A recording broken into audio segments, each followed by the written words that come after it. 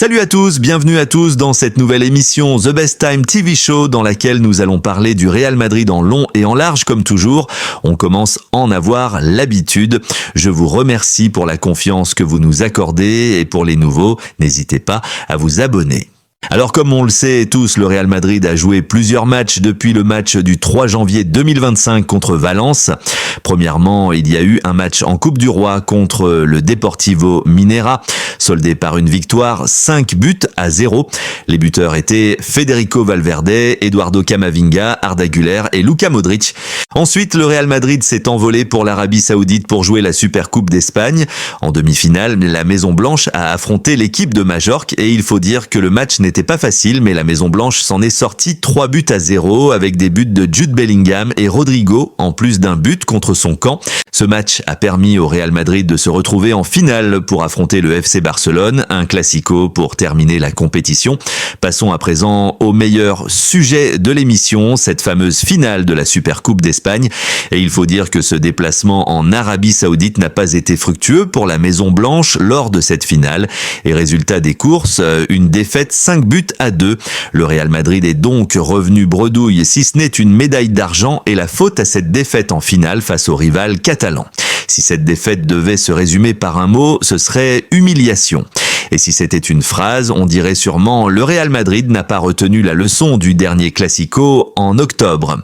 Pour faire une analyse complète du match et même comprendre ce qui s'est passé à Jeddah dans le stade Roi Abdallah, on va parler brièvement des acteurs de la rencontre.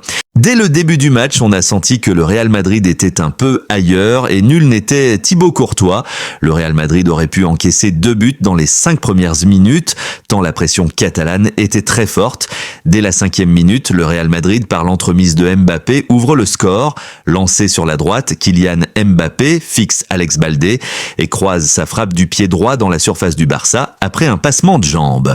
Si le champion du monde français avait vu son but être annulé lors du Classico en octobre dernier suite à une position d'hors-jeu, cette fois-ci, les planètes étaient alignées pour que la soirée du Bondinois soit belle avec un but digne de son rang.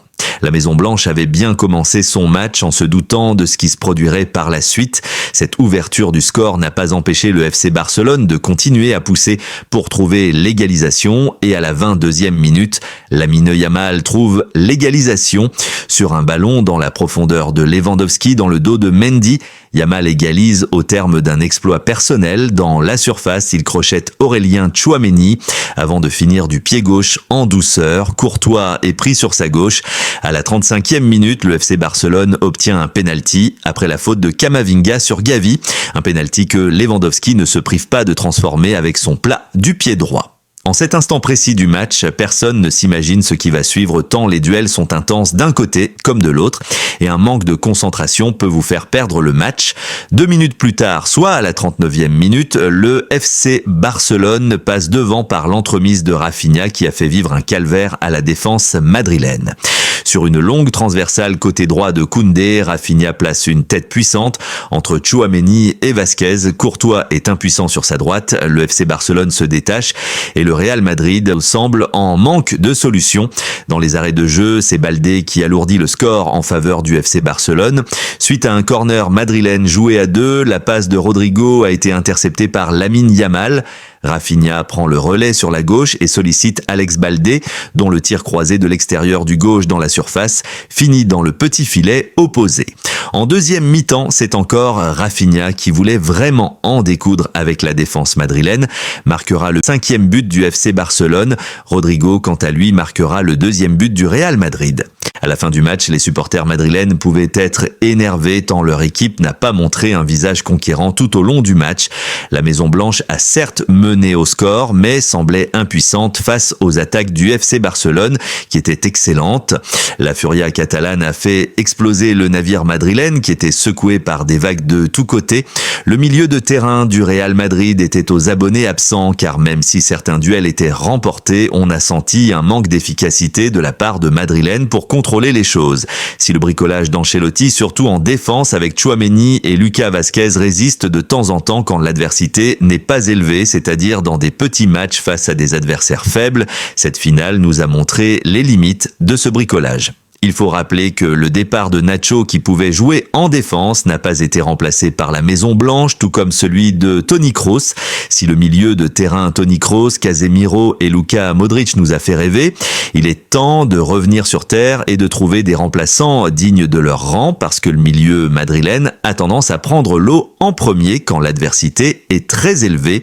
L'entrée de Raúl Asensio a été bonne pour la défense et il a montré un peu d'âme dans une équipe qui en a cruellement manqué. Au vu de sa prestation saluée en demi-finale contre l'équipe de Majorque lors de son entrée en jeu, Raúl Asensio mérite de jouer en défense en attendant le retour des autres défenseurs blessés. Le fait de ne pas recruter un défenseur cette saison et de confier la responsabilité du couloir droit à un Lucas Vázquez n'est pas une très bonne solution à long terme. Les latéraux sont souvent dépassés et n'apportent pas toujours ce qu'il faut. L'autre exemple est celui de Ferland Mendy qui a du mal à retrouver son niveau depuis ses récentes blessures. Le milieu de terrain ayant eu du mal à exister lors de cette rencontre, les problèmes semblent être ailleurs qu'on ne le pense.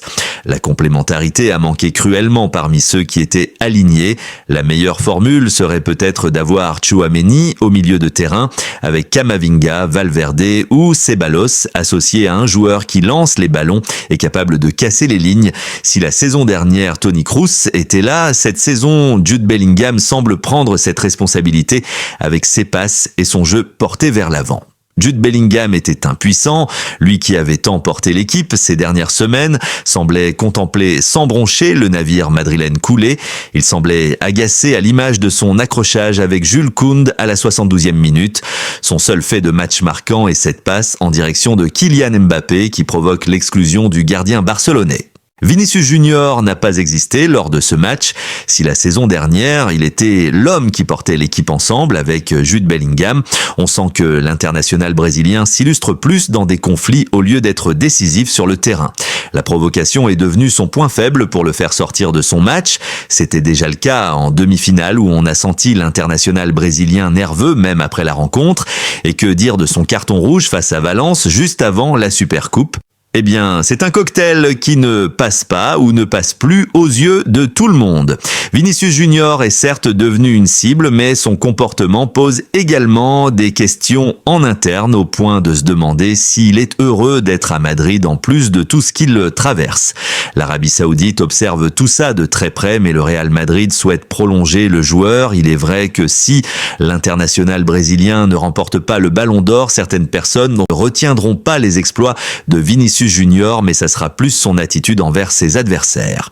Certes, les instances du football doivent prendre des décisions pour éviter des scandales concernant l'origine d'un joueur dans le stade, mais Vinicius Junior doit éviter de céder à la provocation, sachant que certains ont compris que c'est le seul moyen de le faire craquer pendant un match. Kylian Mbappé devra continuer à progresser. Le champion du monde français sait qu'il doit retrouver son niveau, mais à quel prix ?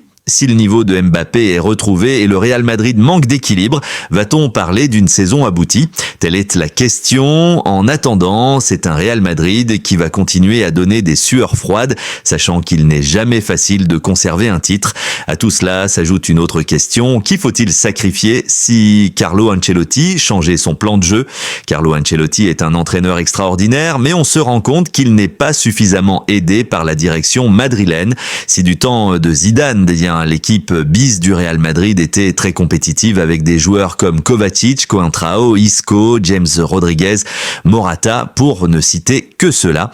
Aujourd'hui, l'équipe bis du Real Madrid ne fait pas peur, d'où une utilisation abusive des joueurs cadres chaque semaine, ce qui entraîne des blessures. Et ces joueurs cadres sont même obligés de jouer un match de Coupe du Roi.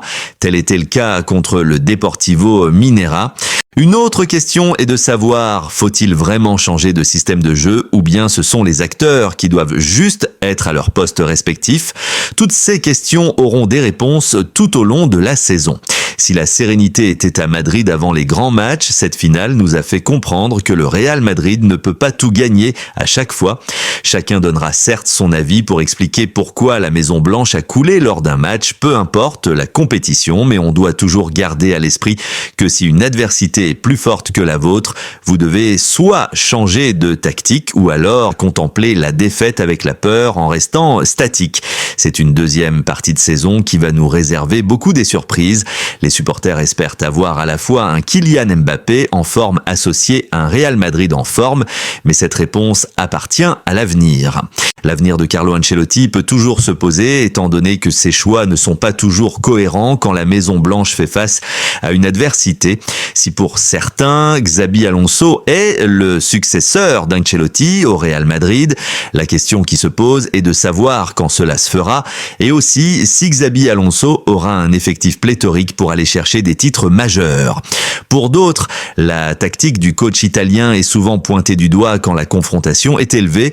Il est vrai qu'Ancelotti ne gagnera pas tous ses matchs, mais les supporters souhaitent que le coach italien garde une cohérence sur le plan tactique en utilisant chaque joueur à son poste. La Ligue des Champions arrive à y compris les matchs importants de la deuxième partie de saison si le Real Madrid a tout raflé la saison dernière. Cette saison, au vu de tout ce qu'on a vu en plus de ce dernier Classico, personne ne peut prédire ce qui va se passer en fin de saison avec une Coupe du Monde des clubs qui est le bouquet final. Seul l'avenir nous dira ce qui se passera au sein de la Maison Blanche. Allez, c'est tout pour aujourd'hui. On se retrouve une autre fois. Demain sera meilleur qu'aujourd'hui dans nos vies. Allez, ciao!